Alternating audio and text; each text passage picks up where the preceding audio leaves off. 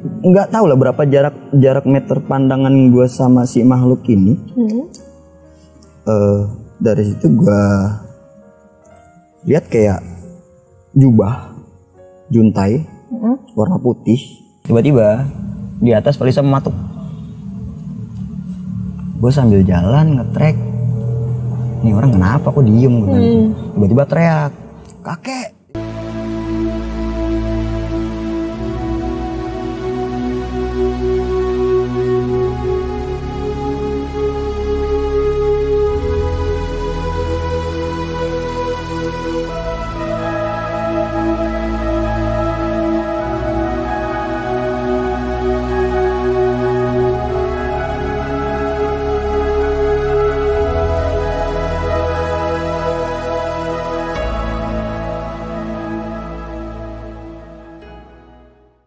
Jadi itu adalah puncak Gunung Gelis yang mana di situ ada sebuah makam. Oh. Ada sebuah makam. Kalau orang sana nyebutnya petilasan. Iya. Udah, terus gue bilang, apa itu petilasan. Sambil gue gandeng, gue jalan depanan, terus gue ngucapin assalamualaikum. Udah tuh, jalan. Gue ambil kiri, sampailah kita di patok Gunung Gelis dengan ketinggian 1281 mdpl. Di atas Gunung Gelis nggak taunya rame banget. Gue nggak dapet space tempat buat diriin tenda waktu itu. Karena tanggal 25-26 itu MT Gelis ngadain acara bersih-bersih gunung. Jadinya kebayang itu ada ratusan orang yang ada di puncak gunung. Jadi akhirnya yuk jalan lagi, kita nyari view yuk. Ya udah cari tempat akhirnya. Tempat view yang bagus, kebetulan udah penuh nih sama tenda-tenda anak-anak newbie lah.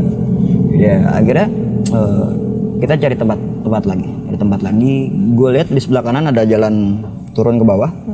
Terus gue bilang coba jalur sini yuk, kali aja kita dapat view bagus. Jadi kita jalan. Jalur kayak di silang nih, kayak di silang pohon-pohon gitu kan, pohon-pohon. Terus gue bilang sama Mas Eko, Om, ini jalur ketutup disengaja atau emang pohonnya ngilang ya? Kira gue bilang sama Mas Eko, ini deh lo berdua tunggu sini, gue coba ngecek ke bawah ya. Yaudah, akhirnya gue turun ke bawah. Lumayan agak jauh lah dari mereka nunggu tuh. Makin ke bawah tuh jalannya makin curam banget. Gue bilang, ini kok jalannya curam, apa jangan-jangan jurang ya, pikir gue kan.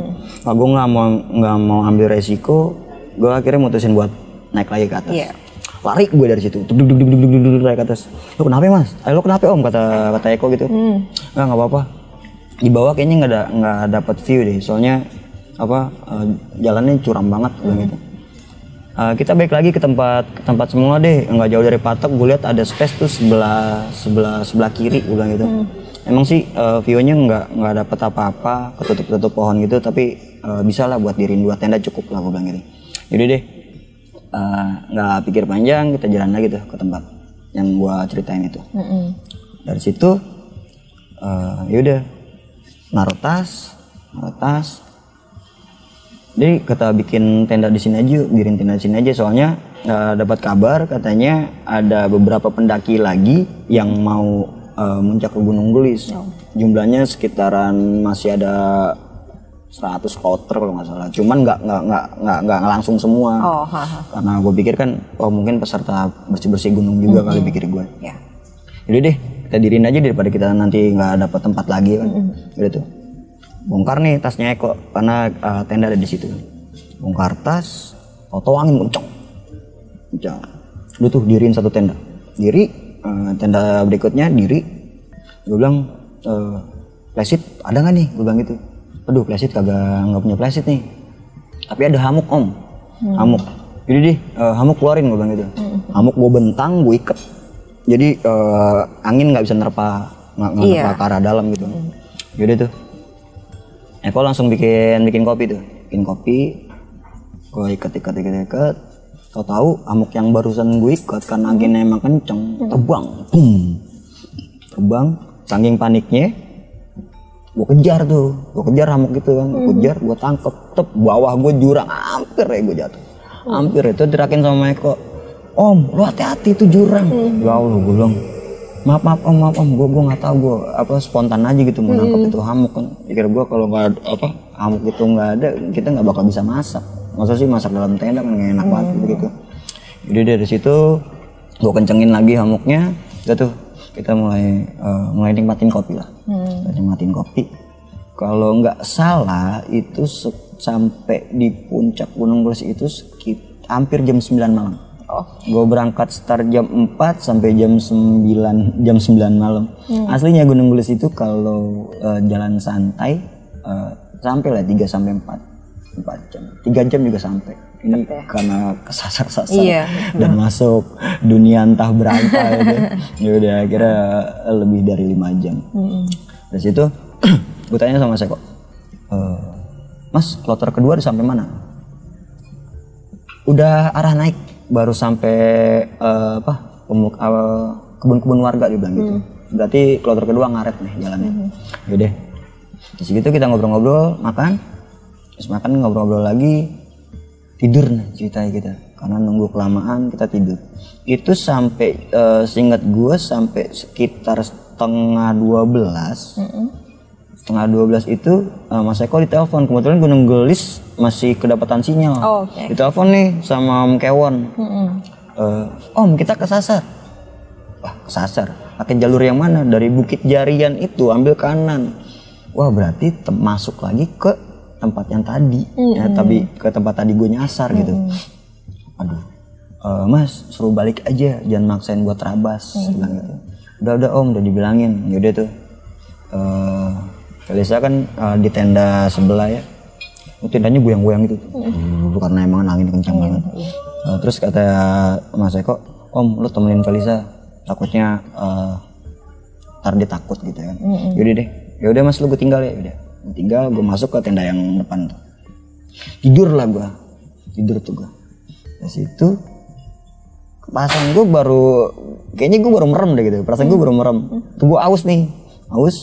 Gue ambil air minum, terus gue buka handphone. Gue kaget, nggak tahu di jam 2:30. 2:30 pagi. Terus kok tenda sletingnya nggak kebuka gitu. Begitu nggak rame suara anak-anak, belum sampai apa gimana pikir gue ya kan. Tiba-tiba WA masuk, kunting. Nah itu dari kloter kedua katanya, Bang, gue udah sampai patok Gunung Gelis nih, dia bilang gitu. Oh, lo tunggu aja di situ teh. Nah nanti gue susulin deh, gue bilang gitu kan. Nanti gue susulin. Jadi dari situ gue bangunin Fel, gue nyusul anak-anak dulu ya. Yaudah, lu jangan jauh-jauh ntar nyasar lagi lo. Gue ngomong jangan sembarangan, gue bilang gitu. Gitu, gue mau pakai sepatu, tiba-tiba lewat nih 3 orang nih, daki nih. Yang katanya mereka, berdua. Akhirnya gue panggil, Om, sini. Udah tuh.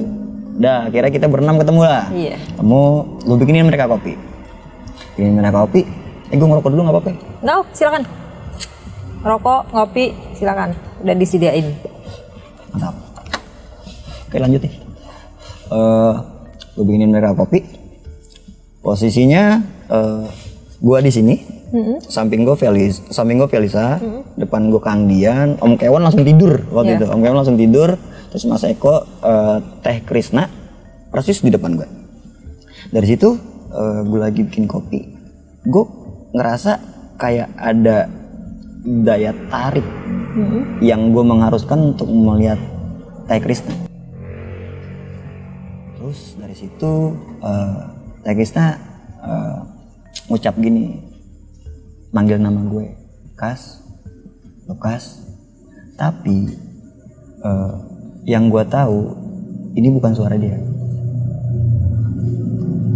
Gini loh, Teh Krisna itu kawan gue dari Bandung. Dia seorang indigo. Dan kenapa gue bilang ini bukan suara dia? Jadi 20 tahun yang lalu waktu gue SMP, gue pernah punya temen makhluk astral. Dia kenal sama gue, namanya Mirna. Sebelum negara ini berkembang lah, masih zaman penjajahan, jauh dari zaman itu. Dia meninggal di tahun itu pokoknya. Ya. Yaudah, dari situ gue jadi nggak fokus, gue jadi nggak fokus. Gue ngeliatin ke api, terus gue ngeliatin lagi ke Teh Krisna. Teh Krisna.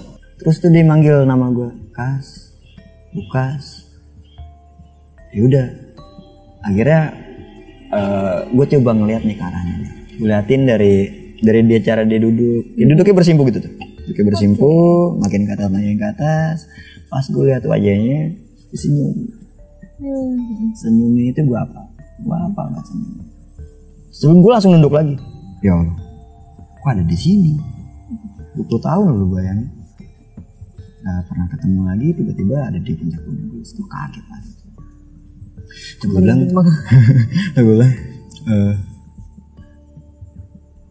ya udah asal lo nggak ganggu ya, nggak apa-apa. Yaudah nih dari situ, terus gue bilang sama Teh Krisna, Teh udah apa Teh? Gue bilang Teh udah apa Teh? Ya udah, gue abis ngomong kayak gitu, Teh Krisna balik lagi normal, senyum-senyum. Lo kenapa bang kayak gitu? Nggak apa-apa Teh, nggak apa-apa. Nggak apa-apa. Udah, ini kopi nih, minum. Lo lapar nggak? Gue bikinin mie ya. Kira udah, gue bikinin, gue masak lagi, gue bikin mie. Lagi-lagi gue dipanggil, Kas, kayak gitu lagi.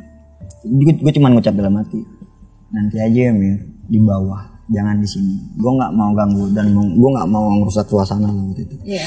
Soalnya kan gue udah habis udah capek, gue udah kesesat juga gitu loh. Jangan nambah panik semuanya lah, pikir gue gitu. Nah dari situ udah tuh keadaan kembali lagi normal. Terus gue bilang sama Teh Krisna, Teh, lo tidur aja. Nanti kalau nasi liwet udah matang, lo gue bangunin deh. Itu akhirnya mereka tidur. Yang masih bangun gue, Mas Eko sama Kang Dian. Akhirnya tuh begadang tuh kita tuh sampai pagi. Singkat cerita pagilan ya akhirnya. Pagi lauk matang, nasi matang, gue bangunin makan. Pada saat kita makan, acara bersih-bersih gunung mulai nih. Ada beberapa kelompok yang nanyain, Bang ada sampah gak? Boleh kita bawa? Oh boleh tuh, lu bawa aja yang itu, yang ini jangan, mau gue bawa turun gitu kan. Nah karena memang harus dibiasakan kita turun harus bawa sampah, kayak gitu-gitu. Biarpun di sana posisinya lagi bersih-bersih gunung, masa kita malas-malasan gitu kan, nggak bagus juga. Tanggung jawab juga. Siap.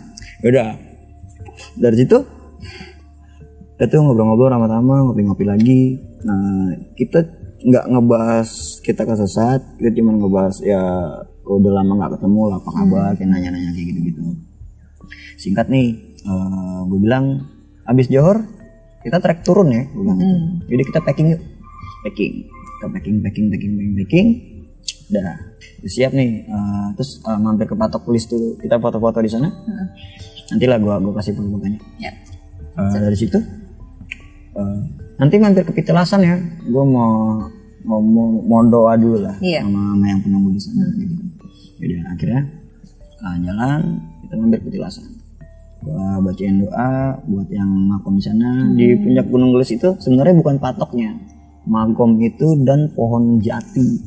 Itu sebenarnya puncak Gunung Gelis itu. Dan konon makom itu adalah salah satu kenapa bisa disebut Gunung Gelis, karena ada magom itu. Mungkin gue nggak tahu ya di dalamnya itu cewek atau cowok gitu. Pokoknya itu ada sangkut pautnya atas nama Gunung Gelis gitu. Jadi ada 2 makom di sana, makom tua sama makom baru.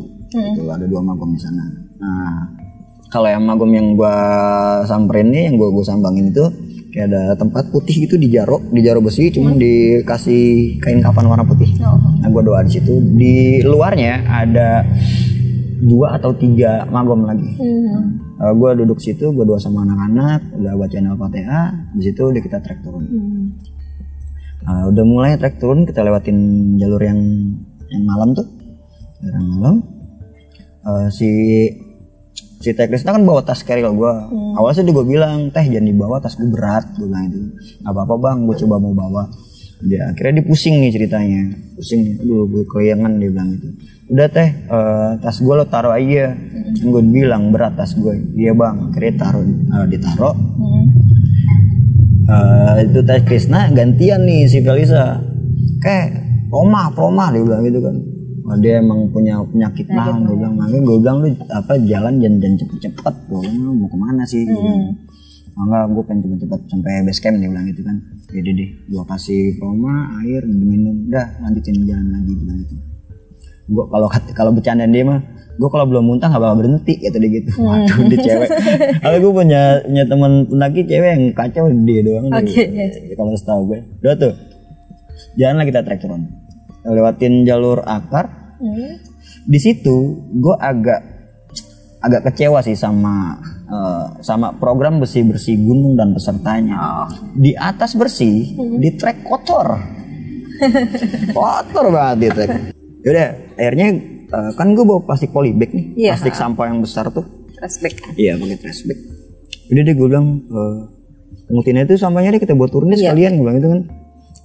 Udah kalau gitu asli gue sempat kecewa sih. Bersih sih di atas, di treknya kacau banget. Udah tuh singkat, kita masuk ke jalur batu. Perjalanan dari puncak sampailah kita di Bukit Jarian itu nggak ada masalah. Dari situ kita ketemu kayak batu kayak meja gini, terus batu. Dan konon katanya disitulah tempat dimana titik dahulu kala tempat penyebaran ajaran Islam. Di Gunung Gelis itu. Tapi konon katanya ya, nanti bisa di searching. Gue juga nggak terlalu tahu. Gitu. Dari situ gue lihat Teh Krisna lari nih ke arah jurang. Terus gue bilang sama suaminya, Kang, itu Teh Krisna kejar, gue bilang itu. Kejar. Akhirnya tangkap. Nggak tahu lah mereka ngobrol apa berdua atau balik lagi. Nggak tahu ada masalah apa atau ngeliat apa. Soalnya indigo tuh kayak gitu deh. Iya. Nah dari situ udah kita putusin, udah selesai kan itu di situ kita ngopi-ngopi dulu kan. Udah packing lagi, akhirnya kita putusin buat balik. Udah tuh naik turun, singkat cerita sampailah di ladang penduduk. Yang lain udah pada depanan nih, tinggal gue sama Mas Eko di belakang. Gue sambil ngeliat view kan, di situ kan kelihatan Gunung Manglayang ya. Gunung Layang tepat di Gunung Gelis, depannya Gunung Manglayang. Gue bilang sambil bercanda-bercanda, gue bilang, Mas kapan-kapan muncak ke situ yuk, gue bilang gitu, kayak seru deh. Itu berapa sih? Nggak jauh beda lah dari Gunung Gelis, sekitar 181. Wah lumayan ya, gue bilang gitu. Ayo lah kapan-kapan, ayo om, dijadwalin, dia bilang gitu. Oke deh siap, gue bilang gitu. Udah lanjut lagi jalan. Di bawah gue lihat ada Teh Krisna nungguin, tapi lagi-lagi itu bukan dia, itu Mirna lagi yang nungguin gue. Yang tadi di atas ya? Ya persis. Kenapa gue bisa kayak gitu? Karena gue apal banget. Gue bukan indigo, tapi gue tahu banget kalau Mirna itu auranya sih kayak gimana. Gue hafal banget, pokoknya gue tahu lah. Terus akhirnya gue liatin lagi deh dari bawah ke atas, senyum, terus ngebasin rambut, jalan. Gue cuman geleng-geleng kepala. Ya Allah Mir, lu nggak ada berubahnya. Dari situ lanjut lagi nih jalan lagi sampai di rumah Om Kewan. Kita disediain air minum, terus kita minum. Sekalisan negara gue kayak base camp yuk, gue ngantuk juga gitu kan. Udah akhirnya gue ngomong sama Mas Eko, Mas yuk cabut ke rumah yuk, Felisa ngantuk nih. Nah dari situ kita jalan lagi ke tempat Mas Eko. Nah barulah di situ kita bongkar semuanya. Apa yang dirasain dari kloter pertama, apa yang dirasain sama kloter kedua. Di situ baru dibeberin. Dan cerita kloter kedua lebih kacau sih, lebih menyeramkan daripada kloter pertama. Boleh dong Bang diceritain si kloter keduanya ini? Gini aja deh, dikit. Si Teh Krisnanya kan indigo, jadi banyak lah yang dia lihat kayak sosok tinggi besar, terus makhluk hitam yang katanya sih korban kebakar karena hancur gimana sih kulit kebakar gitu. Gue bisa ngebayangin kalau kulit kebakar itu kayak. Dan mereka nggak taunya nggak balik ke titik semula. Mereka mutusin buat nerabas, ngebelah jalur. Makanya dari sekitar jam 8:30 malam sampai 3:30 pagi. Gitu. Pokoknya banyak penampakan lah. Yang di Batu pun mereka melihat sosok ular. Tapi ularnya ini nggak normal. Kasur digulung, segulungan kasur. Besar. Gede banget dong ya. Dan dia memakai kayak mahkota. Oke. Ada mahkota. Kayak gitu deh. Itu yang pengalaman dari si kloter kedua ya. Oke. Kalau buat cerita kloter pertama selesai sampai situ. Oke. Bang, setelah lu melakukan pendakian ini dari makhluk-makhluk gaib itu, ada yang ngikutin lu atau enggak sih sampai ke rumah atau ngikutin teman-teman yang lain? Kalau buat makhluk yang gue lihat ataupun yang kloter kedua lihat, enggak sih. Cuman kalau yang sosok yang tadi yang putih besar itu, gue kalau mengulang lagi kayak gini cerita, gue agak pusing aja. Oke. Jadi gitu kayak semacam trauma atau apa gitu ya untuk yang satu itu ya? Kalau buat ke flashback ke situ ya gitu aja sih. Pusing aja. Itu kayaknya mengganggu memori lu banget ya. Emang itu salah satu makhluk yang paling gue takut. Oke. Gue takut banget itu, makanya gue putusin buat nggak mau lanjutin buat nerabas lagi. Oke, jadi cukup sampai di sini cerita dari Bang Lukas tentang pendakian di Gunung Gelis ya. Iya. Oke. Bang, apa sih pesan-pesan buat teman-teman kisah pendaki dari lu supaya nggak ngalamin hal-hal yang sama nih seperti lu gitu? Boleh dikasih. Pesan-pesannya sih gimana ya? Kalau lo mau muncak, pastikan lo jalan sama atau mendaki sama orang atau kawan yang udah berpengalaman. Minimal lo tahu gunung mana yang bakal lo daki. Minimal itu aja dulu. Kalau memang jangan sampai sih. Kalau memang tersesat, usahakan stay. Jangan maksain buat nerabas jalur. Kebanyakan kejadiannya tuh kayak gitu-gitu. Karena merasa cukup berpengalaman dan mutusin buat lanjutin perjalanan. Itu fatal, nggak boleh. Gitu. Dan ya paling itu aja sih. Kalau masalah sampah, ya udah mau lo bawa carrier ke atas, pulang, maksud lo nggak bisa bawa sampah. Itu aja sih. Itu memang udah harus tanggung jawab masing-masing gitu sebetulnya kalau untuk masalah sampah ya. Oke. Seperti biasa sebelum kita melangkahkan kaki, kita harus berdoa kepada Sang Maha Kuasa. Izin kepada kedua orang tua ya Bang ya. Oke. Cukup sampai di sini cerita dari Bang Lukas. Ayo Bang, sebelum gue tutup cerita ini, mungkin Bang lo punya semacam blog atau channel YouTube juga atau yang lainnya biar bisa teman-teman ngikutin cerita lo lebih seru lagi.